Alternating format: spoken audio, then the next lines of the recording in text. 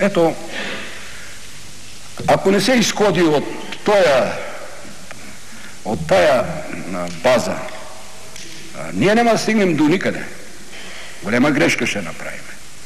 И зато и нашето ръководство, по-специално Политбюро, твърдо застана на тая позиция, че ние имаме работа с недоразвито общество. Или ако вземем, да не се разпростирам, ако вземем, социализъма е едно недоносче. Ето това е самата истина. Недоносче. Решението вече, мисля, ще се публикува утре, не, а други ден ще се публикува. Значи отива се на принципно ново, където държавата не е главният фактор, а главният фактор са хората. Трябва да кажем, че онова съдържание, което се намира в западните фирми, концерни, напълно нас не удовлетворява. И без него ние не можем да разгърнем фирмената организация. Но без конвертуемост на нашата валута ние не можем да вървим напред. Отиваме на принципно нов данък. Освен това, частна практика на всички лекари в свободното време.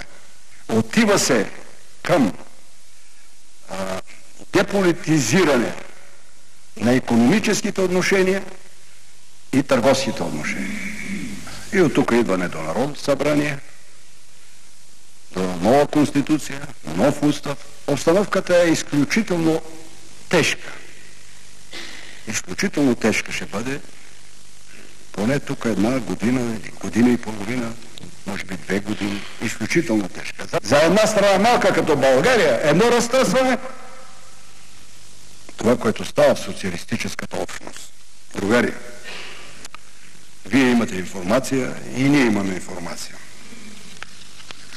Никъде положението не е добро. Събитията и в Унгария, и в Полша се развиха по нашия сценарий. И очевидно демократизъма и гласността ще вземат широки размери. Но при други условия вече, когато хората разберат какво работят, какво получават и така нататък, когато ги поставиш при реални условия. Ако той само ще слуша лозунги, той ще слуша, ще аплодира, после това ясно е какво ще направи. И много добри условия се създават сега за митингова демокрация.